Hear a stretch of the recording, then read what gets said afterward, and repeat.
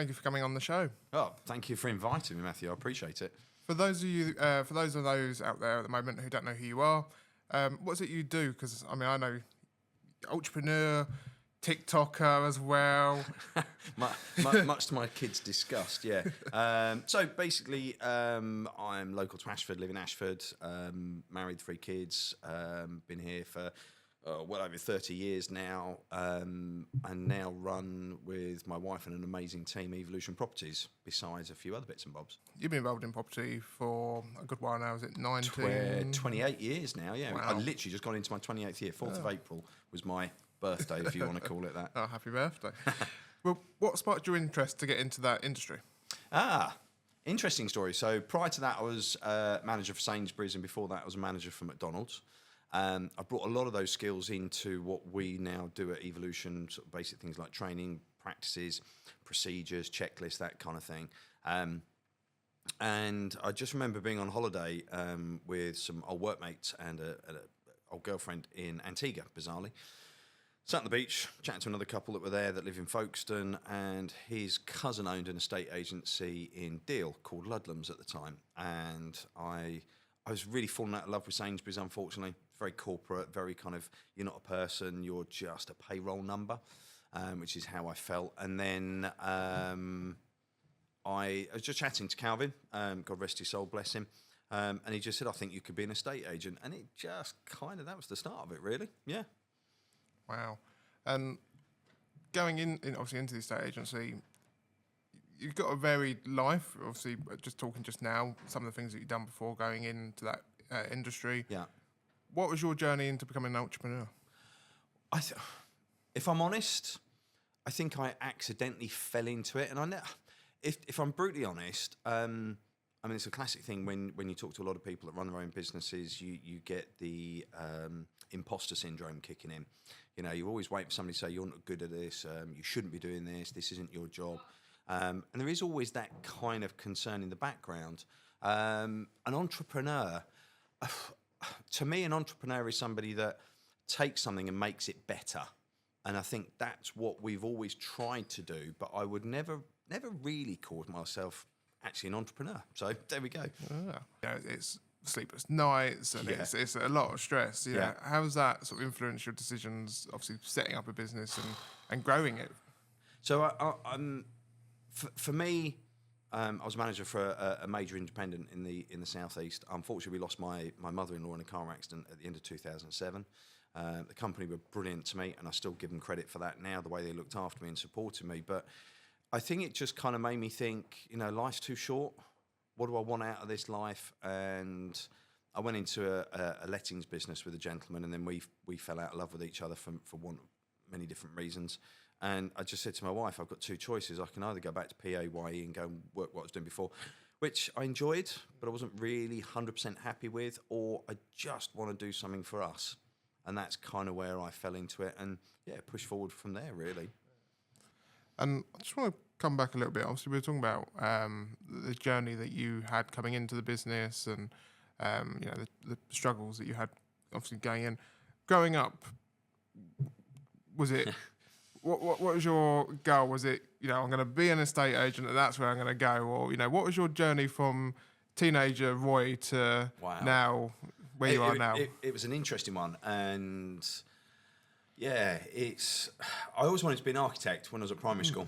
And I do remember being at school. I was at the Oak Park Grammar in Maidstone. Didn't enjoy my school time. I don't think it was for me. And I'll explain why in a minute. My physics teacher said to me, it was very much the boy, you won't be an architect because you can't do physics. You're useless at it kind of scenario. So it kind of just, and that just kind of kills your, I suppose, really your dream, your ambition, your drive. And then having left school and going through, I left home. Sort of my first property I rented was a cellar room in someone's house. I have been effectively homeless. And I think that's just given me that 0.0. That's kind of made me appreciate what we're achieving. I've never had an issue with doing the washing up, taking the bins out, running the errands. I'm not one of these that will sit at the top of the tree and bark orders. Sometimes I have to, because that's why you have a team and you have hierarchy, I guess. But I'm not one of those that kind of just swans. Well, I like to think I'm not one of those that swans around. Michelle might think I do, as she knows I do nip off and do the extra bike riding training every now and then and so on. But didn't you buy a new bike? yeah. So, yeah. So last year, it was just literally before we went on holiday, and I was out with just one chap. It was a bit of a drizzly Sunday. Coming back through Park Farm on the roundabout there up by the apartments, and came off. Going too fast in the wet, stupid boy, damaged myself. We went on holiday, much to my wife's again disgust that I'd injured myself, but luckily the boys helped lift cases and that. And yeah, when I came back, chatting to this guy for a bike fit, and of course, when you're talking to somebody about a product, social media goes, "Oh, I'm listening to that. I'm going to stick loads." And yeah, I ended up buying a new bike. So I bet you were in the doghouse for a while then. Yeah, I'm sure I'll be paying for that for many years to come. But again, it's okay. They're not cheap, but if I'm getting use out of it, if it's helping my mental well-being, and the guys I cycle with, I love the guys I cycle with because no one's lording it over anybody else. We're all at the same level. Some of us run businesses, some work for people, some are management, some aren't. So there's a real good mix. We're all a similar age group, one or two younger ones, but no one kind of says my bike's better than yours, and I love that. We're all on the same level. There's a lot of stress in the business. Yeah. What I guess keeps you grounded? I've got a great team around me. Give massive credit to Michelle, who's our branch partner. She's been with me since we were a year old, and she joined us when we were sort of through schooling. Children have been in the same years and that. Michelle keeps me grounded. At home, definitely my wife keeps me grounded, keeps me in check. And for me, I think my release and kind of just, I suppose, really coming back into reality, because you do become very all-encompassing in what you're doing when you run your own business. It really does take over your life. But as you know, Matt, I enjoy doing my cycling. So for me, that's my mental release. I'm away from everything. My phone's with me, but it's on silent. Hour, 2 hours, 3 hours, whatever we do. That's just my kind of chill time, really. Yeah. And you just mentioned there about obviously cycling. I've been following your community stuff that you've been doing over the last few years, and I'll be making a donation to your next cycle you've got coming up in May. Thank you very much indeed. Yeah. And obviously you've done the Pilgrims cycle before, and you've done charitable causes like the Park Farm Playground as well from Evolution. I know you were giving, I think it was a percentage of each sale. Yeah, so we would get, and we still do. If anybody has a house that they want to sell and they've got a child at Furley Park Primary, or Academy, we'll still gift 20% of the fee back to the school. Amazing. What drives that commitment to supporting local organisations? I think it's because we can. It's not that we want a pat on the back for it. I think some people, and probably I was like this many years ago, you kind of did it for a reward. You did it for for that kudos, etc. But now I do it because I can. I enjoy doing it. I don't expect a pat on the back from it. All I ask is that if you know me and you want to join in and support, just don't buy that cup of coffee at a well-known sort of main coffee outlet. Just bung it on for, particularly at the minute, one of our biggest ones is the Pilgrims Hospice that we support. And obviously you've done the Pilgrims Hospice, we've done Park Farm Playground. What's some of the other community organisations that you've supported over the years?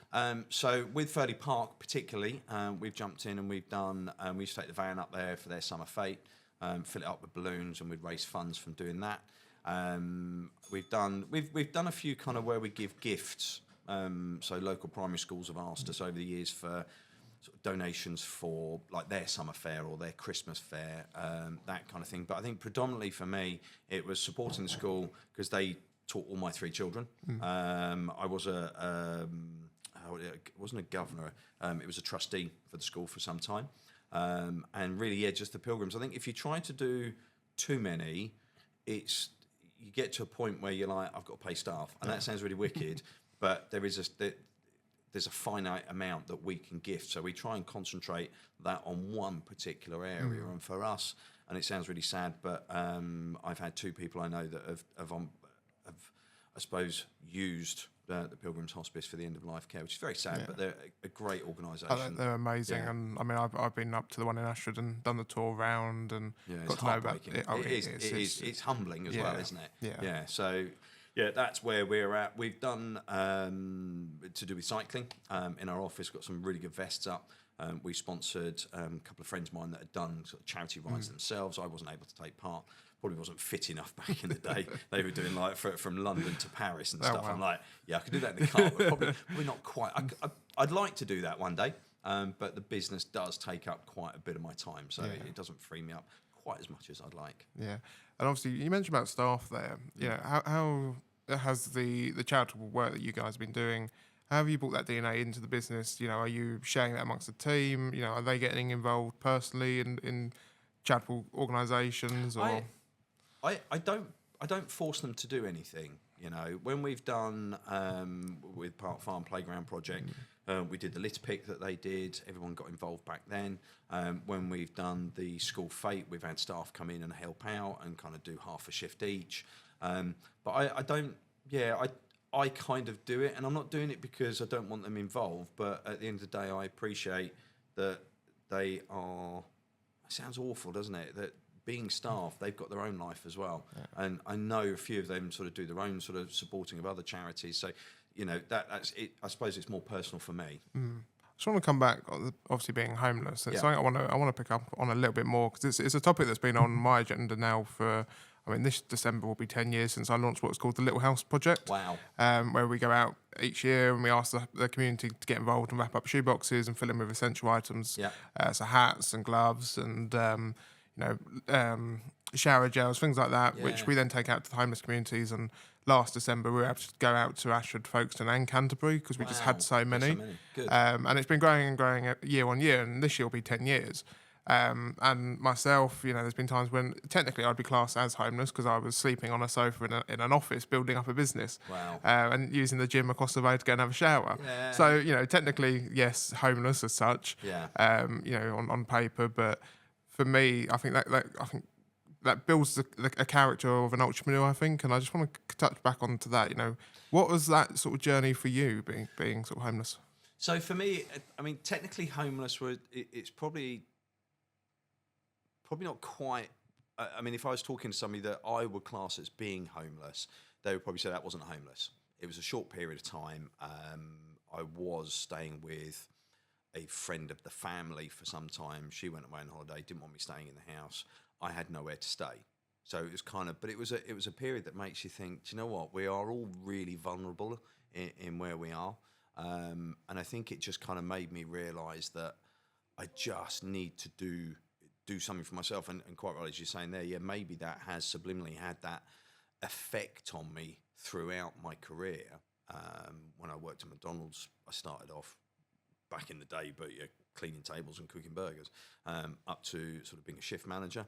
And then at Sainsbury's, started off filling up the freezers, then did my training management role, realised obviously it wasn't for me, went to work for a local estate agent, a big independent, as I've said, and worked my way up to management. So I've always kind of had that, I want to just do, I mean, much to my wife's disgust, and she always says to me, why can't you just be happy with what you do? And as you said, yeah, we're not just Evolution. We've got Distinctive Homes. We've got RightVal, which is an instant valuation tool. We've got Agent Design Kit, which is a marketing tool. And again, I'm trying to think to go into maybe commercial stuff. Again, getting told off, aren't you happy? But it's just I think that's the life of an entrepreneur, though. Yeah. You know, once you've done one thing, you want to go on and achieve something else and do something else to better. I think you do, yeah. And for me, it's I want to create something as a legacy for the family. You know, I'm always very conscious that I've got a team of people that rely on me to pay their wage. So I'm always looking at, okay, you can't just rely on one revenue stream. It's got to be I'm not looking to be a multi-millionaire. I'm not any of that, but it's just, let's just provide safety and security for the people around me and the people that depend on me. That you're a father. Yep. 3 children. Yep. You know, how's your life journey affected you as a father and allowed you to, I guess, bring some of that wisdom down onto your children? I think any father out there that is either working for a company that demands 50, 60 plus hours a week, or they are running their own business, if they were in it full time, or even mothers, a parent, I guess, children do suffer. Yeah, without a doubt, because work for me has to kind of come first, because without the work, I can't provide for the children. So it is. I don't mean that I don't love the children, but you've got to provide the safety, security, the roof over the head, the food on the table. So your business really does take over. And I think until I launched Evolution, I didn't realise how much it would take over my life. And it's quite scary. I mean, when I talk to my 3 children, I kind of say to them, "Who wants to work with Daddy?" So, no, not one of them. Fair enough. You know, they're not going into the business. No, they're not going into the business. But they can. I mean, it's there if they want it. And I have said to all of them, I feel they're very lucky that my wife is exceptionally involved in what they're doing. You know, I'm lucky from that perspective as well. My wife Sharon looks after them, makes sure homework's done, makes sure exam work's done. You know, they run around for clubs when they were doing them, and so I'm exceptionally lucky from that perspective. Yes, I do regret not being involved probably a bit more when they were younger.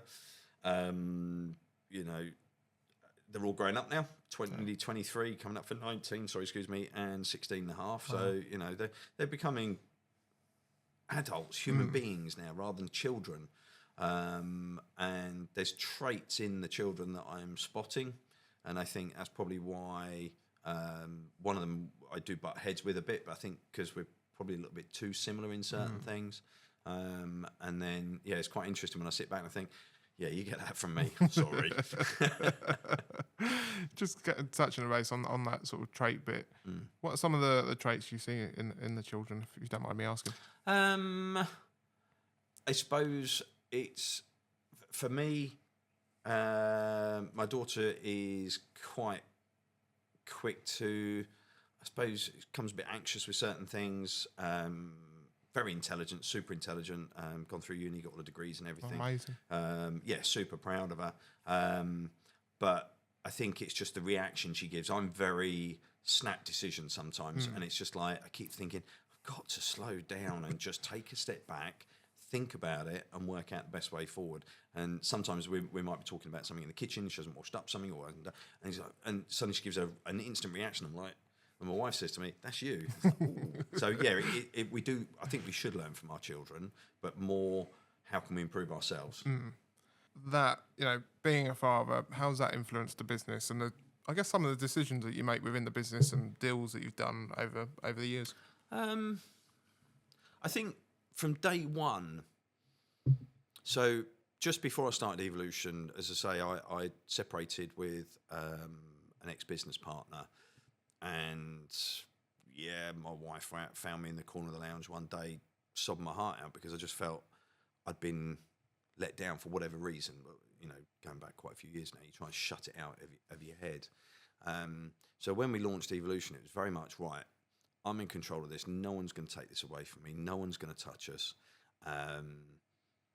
And I suppose really when we launched the business, it was, how can I put it? It was always with a view to providing a future. You know, I mean, joking aside, it's always been my wife's. It's always legally been my wife's. I am just the manager, always have been. The decisions that are made, initially, I suppose really I kind of guided it from my experience. But since then I realised that we're in it together. You know, we'll always sit down and talk about things. I do my best to try and involve the team in the office, although Michelle will joke and go, "I don't know why you're asking me because you've made your decision already." But I think there's that. I try and respect the fact that it's not just me running it. You know, like now while we're here, the team are in there; they're dealing with it. You know, so it's you try and involve everybody, and I suppose really for the children, there's a legacy there if they want it. I mean, I have said to all of them, to be fair. If you're going to be sat at home not working, you will be working because you'll be come to work with me. It's that simple. I've always had that ethic. My wife's always had the same ethic. We're not going to allow them just to sit, and that could be for many different reasons of children not being able to find jobs or find a career. That's fine. You know, I don't want you to have to do what I did and just have to get a job to survive, but you won't be sat at home doing nothing. Never going to happen. That's good. But like I say, I was reading the news yesterday, and I think they're saying at the moment, the job sector for young people is the worst it's ever been. You know, there's so many people being laid off with what's going on, and young people are applying for jobs and just aren't getting them at the moment. Slightly contentious. I think, from my own experience, is there always a job out there for someone? Possibly. I think sometimes it's too easy to just go, oh, I can't get.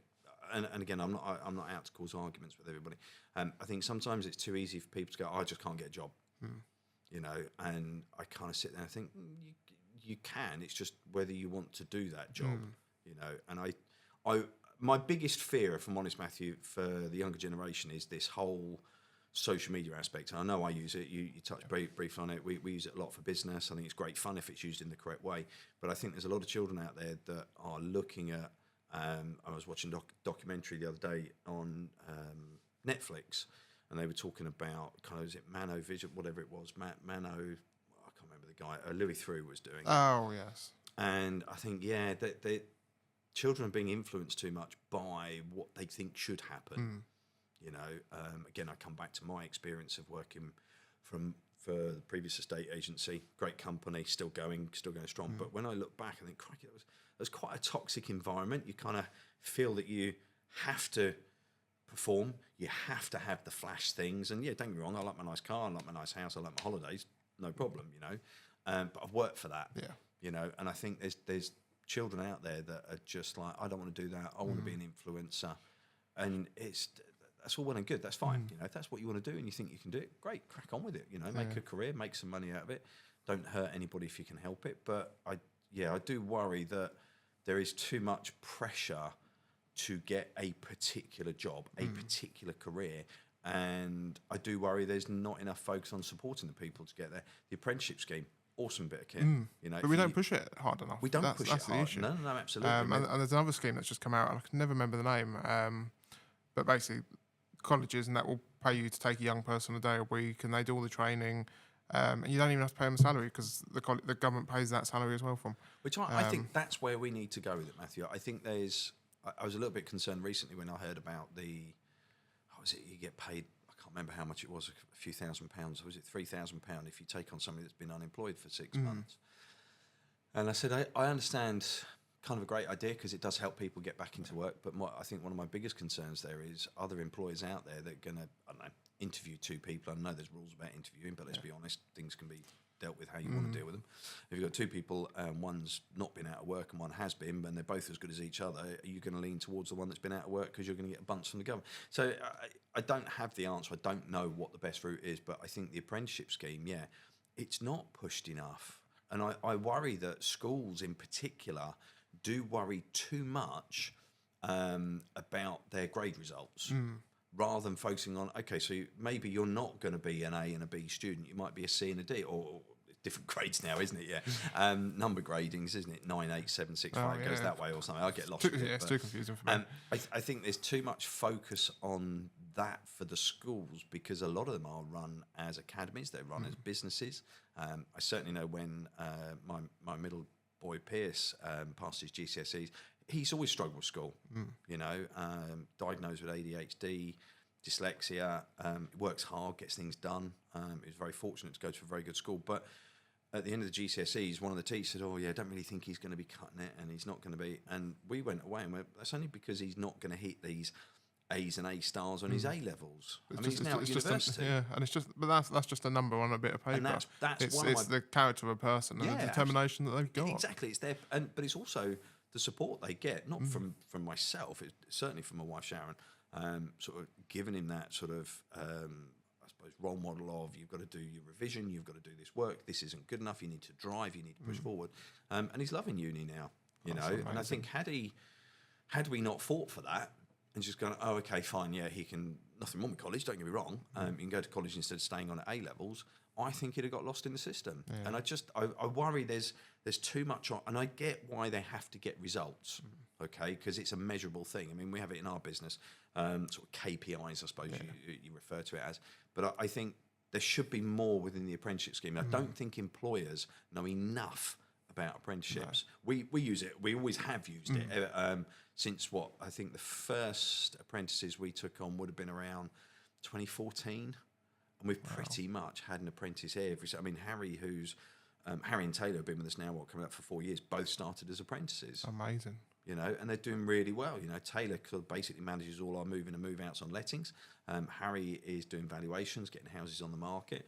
And I think they're both loving it. They tell me they are. But yeah, I think I think apprenticeships are definitely the thing that I think that's what would get the I suppose the whole employment line going, sort of program going for people that are struggling. Not everybody wants to work at McDonald's. Been there, done it. You know, not everybody wants to push trolleys around Sainsbury's. Been there, done it. You know, but it's a means to an end. And the CVs that I see come through when we advertise, I just hang my head in shame. I'm just like, you've not been, and it's not because they haven't. I don't think they've not tried. I don't think they've been told. But they've not been taught how to do it properly. I reached out to, I had a school reach out to me, a lady at school, a good few years ago, and she was sort of talking about doing apprenticeships and stuff. She said, I see you're doing them. I said, yeah. I said, look, I've filled the vacancy now, but I'm quite happy to come in and have a chat with your students and kind of just give them I mean, I don't know anything about CVs, Matthew, but I look at it from the employment point. What would make somebody stand out? You know, and the amount of CVs you get. A friend of mine's actually advertising for a new position in his business, and he's not very good with text. So like, I'll create your Indeed advert, blah blah blah. And somebody was due to turn up, I think Wednesday yesterday for an interview, and they didn't turn up. And we're talking to another friend who's in HR, and again, this could be a contentious point, but apparently they turned around and said, oh yeah, they probably did that because they need to tick the box off for their unemployment benefit or I can't remember what it's called now, universal credit, sorry. And he said, is that where we're at? So we're just talking about CVs there, and obviously apprenticeships, and obviously apprenticeships being something that isn't really well known, I guess, by businesses and I guess by young people as well. And I think it's one of the things that schools aren't pushing a lot on young people. I know I go into schools myself and I speak to them. I did the Tower School recently, basically doing a mock interview for young people. Yeah. And you speak to the young people, they all seem to think that they will be the next TikTok star or YouTube star.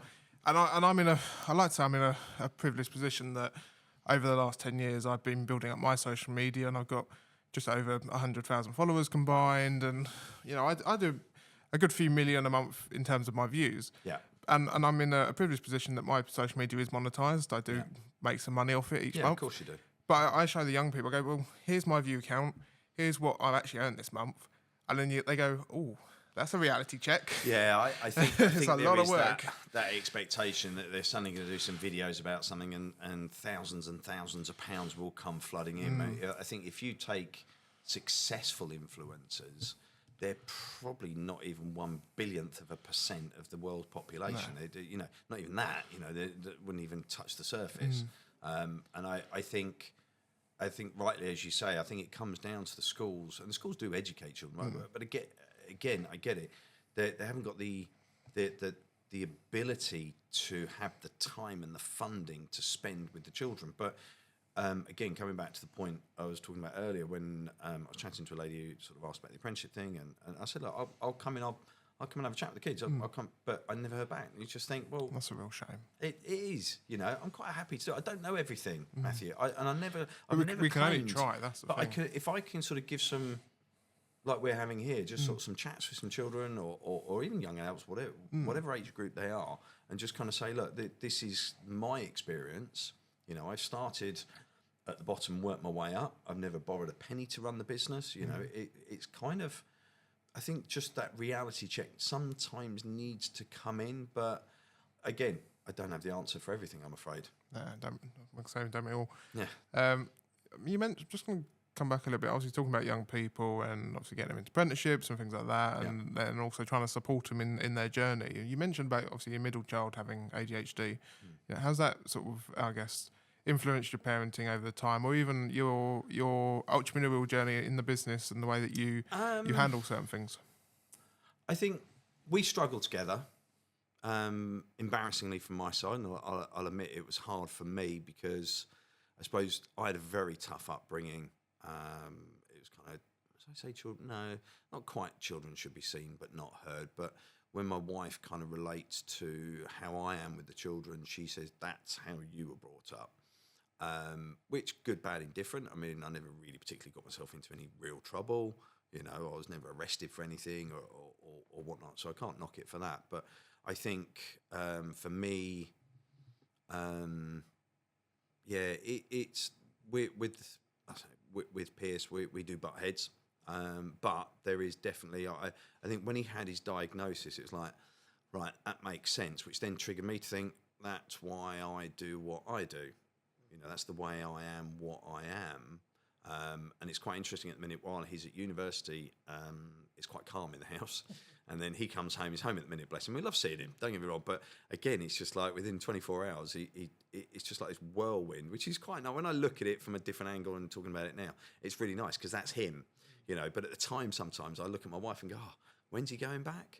You know, and I'm sure I'm not the only parent that has that sometimes. But I don't think it's necessarily influenced what I do within my business, but it's a driver. Again, it comes back to the whole kind of, I want to leave a legacy for them. You know, I want to leave something. I don't want my business just to fizzle out and go, which does happen to people. During COVID, you were making a number of videos. Yeah. Now this house is stunning. It's a bungalow shit. The video, then someone's just driven past fucking assholes. and it's one that actually stuck with me because I remember watching it during COVID and it was hilarious. You know, the outtake videos that you did, and it was, you know, I'd come onto Facebook and all of a sudden there you are going 2, 3, up your balls that fuck it soy. Give me a call. 01 fucking screwed that fucking. No, they're not. They're fuck shit. House, wrong, stupid idiot. In Will fucking can't even say Cradlebridge. All right, we'll see you soon. No, fuck it. Yeah, a lot of expletives in there, wasn't it? but it made, I think, made lockdown quite funny and kept everyone amused. Yeah, what made you want to obviously post that? And so, I think pre-2019, I never really went on camera. You know, there's this all. I think like everybody's, I don't want to be on camera. It's really scary. And people will laugh at me. And then I was very fortunate that through social media, I picked up a few, it's going to sound really geeky, and I'm sure people can relate to this in their industry, but quite a few estate agency groups. And I then picked up, I suppose, quite a bit of support, not on a one-to-one basis, but other people having the same journey, other people having the same struggle, the same fight with what do I need to do, how do I do stuff. And weirdly, I was on holiday. It was 2019, and I was listening to a podcast, which I don't listen to enough. Sorry, but and the chap on there, Chris, was sort of talking about social media. You need to get out there if you're not out there, and very quickly when I got back, I was like, do you know what? I need to do this. I need to grab this, and I think I wanted it to be so perfect when I first started doing it. So that was, so that would have been like towards the end of 2019, just before COVID, trying to do lots. And I think probably half my phone memory was like 30, 40, 50 outtakes of the same, I want to get it right, I want to get it right, I want to get it right. And then I then sort of, somebody was talking to me on one of the, when we were locked down, was on a conference call thing with other agents. And the guy on there was just saying, just do it. You know, what's the worst that's going to happen? And they were talking about if you do a video, you post it on social media, Facebook might like it. Weren't using TikTok at the time, but you know, Facebook might like it. The algorithm might push it, blah blah blah. But if you do it at the time, live videos, it gets an accelerated response. So when you do a live video, obviously you can't cuss and swear and do everything. So it kind of that's unfortunately the negative to doing live videos. I don't get the swearing anymore, so I don't get those outtake videos. But I do think we should bring them back though. Yeah, okay, noted. I'm sure. I mean, obviously we do when we put properties on the market, particularly on distinctive homes, which is that kind of the £500,000 plus home. We'll do full video presentations, and I know when I use Roger, he says to me, I should do an outtakes of all your ones, but I think practice does kind of make perfect in a way. And I mean, he jokes, he says, one take wonder, we just do it and we're done. It's very rare I trip over my words now, but it's just thinking in advance. But I think, again, it's this whole perception of you've got to be perfect. And you don't. No. Do you know what? People, like you said, I mean, the reason I posted those was I was just bored one day. I'd done all my work. I'd normally finish my work by about 3 o'clock during full lockdown. I think I was sat in the garden, and I was watching something about it. I thought, do you know what? Why don't I do like an outtake of all of them? And I had enough yet to do, I think, 2 or 3 episodes in the end. But it was just more a case of, look, I think it was prompted more by reading an article that an agent put up about just their struggles, you know, and what they were really struggling with, not getting it right, and they were trying to put out to the public, look, this is what goes on behind the scenes.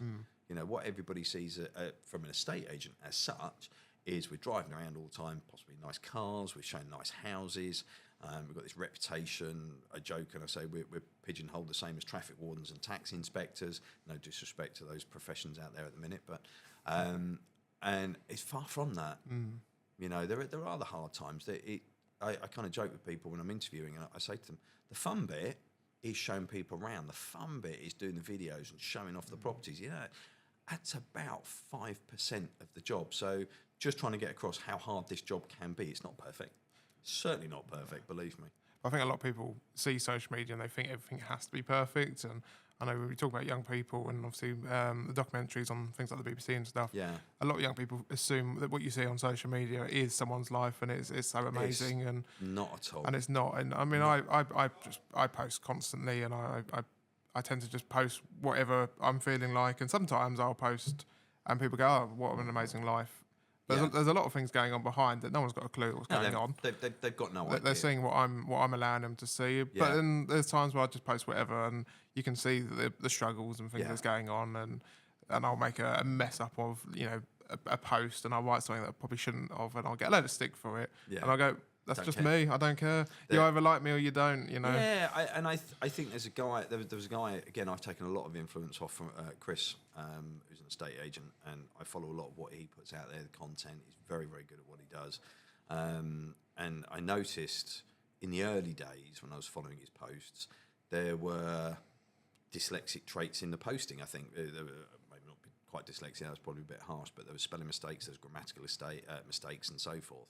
And I seem to remember that somebody commented on it and to him, or he must have said something, because I'm sure there was a post he said where, like, do you know what, that is me. And if it gets you talking about it, it's a winner-winner. So yeah, fair enough. You know, we are human beings at the end of the day. We're allowed to make mistakes. I say to anyone on my team, look, it's not illegal to make a mistake. It's just downright stupid not to learn from it and put the kind of change the mechanics so it doesn't happen again. Yeah, amazing. And just want to go back to 2017. Now, I think that was a time that might be 2017. Either, I guess, maybe tough for you and tough for the business, maybe. And I know a lot of people in Ashford and probably around in certain areas look back, and I know you would say Evolution Properties back then, and certain people over a few years may have associated you with a certain person. Yep. Obviously, you were managing the notorious Fergus Wilson's portfolio. Yep. And obviously, the BBC did a documentary on that, and I know you guys were mentioned in that. Yeah. We've got two types of tenants. We've got those that agree with me and ex-tenants. We're with Britain's most controversial landlord as he evicts hundreds of people. Fergus Wilson's mass eviction of tenants to begin next week. Well, the headline is right. The landlord rules, not the tenant. But I think you worked that out, haven't you? And there was that famous email where you came out and said that you don't condone some of the things that happened. And it's not that we don't want coloured people. We basically don't want curry. Curry's the problem, not the colour of people's skin. And when I sent this directive out, or email rather than directive, on the 14th of August, since then we have not had one Indian or Pakistani person apply for a property, either in Ashford or in Maidstone. To answer your question, am I being racist? No, I am living in the real world. You know, looking back on that journey and the experience that you had, I guess how does that shape your experience on the sector, and what are some of the things that you've learned from that experience? So, I mean, as estate agents, we're never going to appeal to everybody. Okay, I dealt with Mrs. Wilson many years ago when I was manager for, say, independent company down in Folkestone, and I remember them reaching out to me because we had a property for let on Park Farm for a different client, and I remember the conversation well, and I think really my mentality at that time was it was a survival mode to start with. We were 5 months into the business. I was running it on my own. We were doing okay, but we certainly weren't earning a lot of money. And it was like, I think at the time mortgage rates were sensible. We didn't have a lot of overheads, so it was okay. And I think really my mentality was I knew the history of the client. I knew the history of the client's relationships with estate agents. And I remember talking to my wife, and I just said to her, look, if we don't do it, someone else will. Okay? And I'm confident that we can do the best possible job. And I think quite often people forget that it was a business for them. I don't agree with everything. And I think, as you say, the infamous email that came out, I remember being on holiday at the time, and I immediately sent it around to the team and said, we don't condone that. You know, at the end of the day, that's not what we agree with. And I went on record. I think it was a copy of the Sun or something, unfortunately. But other papers were available. And I think there was very quickly there was a mutual respect between the client and ourselves. And I think from feedback I've had from the client, we were probably one of the best agents they'd ever had. And I know for a fact, and I can tell you this now, we did a lot of extra work that we didn't get paid for. We paid out for quite a lot that we weren't paid for. And this could be simple things like, I know people sort of moaning that my boiler wasn't working or this wasn't right or whatever. And quite often we just say to our plumber, you know, we had a great guy locally. He's moved on to something else now, but he'd just go out and fix it and go, just send me the bill and I'll pay it. You know, you get to a point with this, Matthew, where it's not just about the money, you know. And I think, you get the unscrupulous tenants, unfortunately, who are very vocal through either Google feedback or Facebook or whatever you want to call it. And we can still get that now if it's just one landlord with one property. But I think when you compound that by the hundreds of properties they owned, of course it's going to become public, as we know the client enjoyed being public. And that's fine, you know, it's like, it is what it is. I think it made me a stronger agent. I think it certainly helped our business, I'm not going to lie, because obviously there was an income that increased. But I feel we put it to good use. It didn't just line our pockets. We tried our best to look after clients as best we can. We were very honest with people. We never misled them as far as I'm aware. We did a lot of running around that we never got paid for just to do the job correctly. But the infamous email was, interesting times. But we cope, you know, it's... What doesn't break you makes you stronger. Business as well. You know? It is. I think from a personal point, I probably learned more in that time period than I would have ever in my whole 28 years. Wow.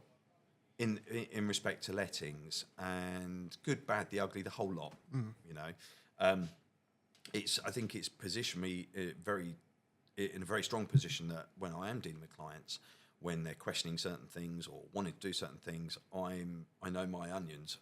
I feel probably better than a lot of other agents that are out there. And I'm not saying I'm the best. I'm not putting that in there at all. But there's a lot of agents out there I know that work for companies that don't have to be making those bigger decisions, you know. And if that's what they want to do, that's fine, because they don't go home and have sleepless nights. They don't go home and, like last night, still working till 9:30 at night, you know, to make the business run. And you know, each their own. I do miss the days of locking the door at, I think it was about 6:30 we used to finish, locking the door and it was done. Yeah. Until 8:30 the next morning, you know. But that's the life of an entrepreneur. Yeah, unfortunately. We were just talking then, obviously, about landlords and tenants and some of the challenges that you've had over the years. Obviously, one of the things that's coming in from government is the Renters' Right Act, and I came along to one of your events in Ashford a couple of months ago about it, and that's for landlords, and it was really good. I've actually got a copy of the document that you put together, which is really useful.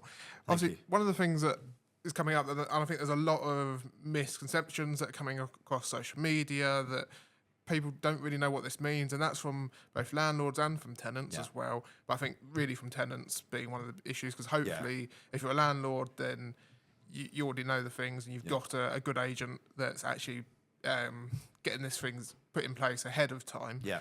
What are some of the things that tenants first need to be aware of, and just basically to stop some of the concerns that they might have? So I think you've hit the nail on the head there. The one point you made there is they've got a good agent, and we try our hardest to educate as many people as we possibly can, hence having the landlords event. We've got another one in June coming up, which I'll need to talk to you about. But yeah, tenants, I think, are very often forgotten. And I think that's exceptionally unfair on them, because at the end of the day, for them, this is their home. They're paying an awful lot of money for the right to stay in that property. So for the tenants, from the 1st of May, every tenancy, this is the main point, Matthew, every tenancy is going periodic, okay? So we moved somebody into a property yesterday. They've signed a 6-month tenancy. 1st of May, goes periodic, done, dusted. Usually you give a month's notice, and that is going to legally change to 2 months. Okay, so from the 1st of May, 2 months' notice, full stop. Now, every agent, every landlord should be sending their tenant a copy of the renter's right document. So we used to call it the How to Rent Guide. So it's a similar kind of concept, and it talks about the changes and so forth. So that's really the main thing. A landlord has to give 4 months' notice if they want a tenant to vacate when they're going to be selling the property. And we were kind of chatting off screen earlier, and the two main reasons landlords want their properties back, okay, is purely because they need to sell it, and that could be many different reasons. It's run its course and they want to cash in, or it's not making them the money because the mortgage rates have gone up, or the laws, they just don't want to deal with it anymore. So that can happen, or there could be an accidental landlord. So generally, it's because they just want to sell it. Or secondly, and this is the tough one, is that the tenant's in arrears. Now, I get that obviously things happen. I understand that. That's not going to change. But those two main reasons. So Section 21 was the default. Here's your notice. You've got to move out. Irrelevant. You never had to give it a reason. And I was never a huge fan of it because I think it was quite unfair. But I got why it was in place. So now with the Section 8 notice that we've had for many years, and that's going to be the one that's left, there's many different reasons on there. But I'm confident the only two reasons anyone's really going to be given notice now is because the landlord's got to sell it, or the tenant's in arrears. I guess one of the misconceptions that are coming up on social media at the moment is, obviously we're in April now, this comes in May. Is there a potential that landlords could kick you out before this comes in, or? I think if anybody would have done it, they've done it previously. So I'm finding at the moment, I think there was that initial knee-jerk reaction. There was a lot of old school landlords that have been doing it for 20, 30 years that had the great times, as we call it. You know, they could use all their costs on the mortgages. They didn't have to have like electrical safety certificates done. They didn't have to worry about carbon monoxide, particularly with the extra things coming in, sort of homes fit for habitation, all that kind of stuff. And they've kind of gone, do you know what? I'm not making the money I used to. I'm going to sell it up now and move on. But there's a new breed of landlord coming through who understand what the responsibilities are, understand what the rights of tenants are. And I love working with them, you know, because they come into it with an open mind, and they're looking at it as a long-term investment, because you can still do really well if you're a landlord, if you're sensible with it. We're not talking about, it used to, sort of back in the day, that like the Ratners of this world, kind of people like that. It's not that at all. We want to work with landlords that look after the property, respect the fact the tenant's in there, understand, and many of ours do. I'd say that all of them do, really. They understand that the tenant just wants somewhere to live. Do you see any issues that this might cause on the rental market with people maybe selling up to get out? Or I think a lot of them have done it, as I've said. I think when this was all being talked about, it's been in the throes for many, many years throughout two different governments. But I think the majority of landlords have already done and dusted. I think there probably will still be a couple that might, and I think that could be down to maybe not realising what their responsibilities are, or maybe not realising what rights a tenant has. Because the tenant will, as I say, only have to give 2 months' notice. And unfortunately for a landlord, they can't give notice within the first 12 months unless it's for things like rent arrears. They can't just say, I want my house back within 3 months of a tenant moving in. So in essence, a tenant's kind of, as long as they're behaving, they've got a 12-month guarantee as such. But a tenant can move in and the next day give 2 months' notice. And if they do that to a landlord once or twice, the landlord might go, this isn't making me any, and sell up. So yeah, there's both sides to that story, I guess. But I don't think many will now. Yeah. You know, I mean, the investments out there in this world, banks, let's be honest, what do you get, 4% at a push with no real capital growth either. With a property, you can get a sensible capital growth if you buy at the right time, if you take it as a long-term investment. I don't think they're going to bail. The sad thing is, though, I think where, and again, contentious point, where the government have brought in a lot of changes, some people class it meddling, whatever you want to call it. Some of it I agree with. I think it's important that we do have standards, you know, industry standards, service standards, landlord standards, property standards, et cetera, et cetera, et cetera. And I think as long as people don't push those boundaries too much, I think we'll have some great landlords out there who will want to keep those good tenants.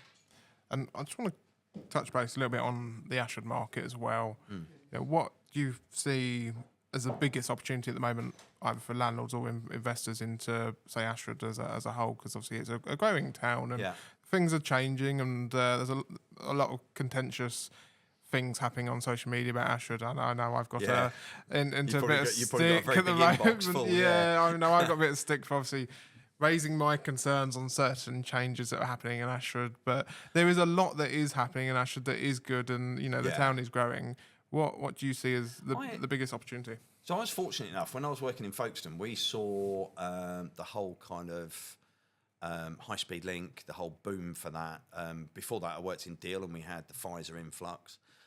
So like every other phone call was like, I want to buy a house, I'm coming to work at Pfizer's at Sandwich. So I've kind of experienced that kind of that rush, that change. But I think Folkestone particularly was very much with Roger De Haan putting a lot of money into it. They were regenerating the Harbour Arm. They were doing like all down Tontine Street. And I go back to when I first started there, and I go back now. I mean, I first went to Folkestone to work in 2000, and we're 26 now. The change that's happened there is phenomenal. Yes, it'll still have a bit of stigma. It's not going to be everybody's cup of tea, you know. And I think Ashford, sadly, when you walk down the high street now, there is always that joke, and I hear it from a lot of people who've either got an estate agent, a nail bar, a hairdresser's, or a tattoo parlour, you know, and that's fine, you know. It's people trying to run a business, and I'm all for that, or coffee shops, sorry, as well, and I'm all for that. But I think it's kind of acting, I call it like a petulant teenage child. It's not sure what it wants to be yet. It's kind of going through this whole change, and there will be changes that not everybody agrees with and understands, and that's fine. Everyone is different. But I hope and I pray that the kind of the powers to be are doing it for the right reasons. There's going to be some things, as we know, there was a big one that happened recently down by the cinema. Doesn't agree with everybody, but I'm hoping that what is in the plan is going to improve and help Ashford grow. But I think from an investment perspective, get in, because we're certainly not there with the infrastructure. We're certainly not there in there with all the businesses that they keep talking about coming. And I think when that's here, investments will only go one way, I hope. And what's next for Roy and Evolution Properties? I've got to go meet a new agent now, and then what? Do you know what?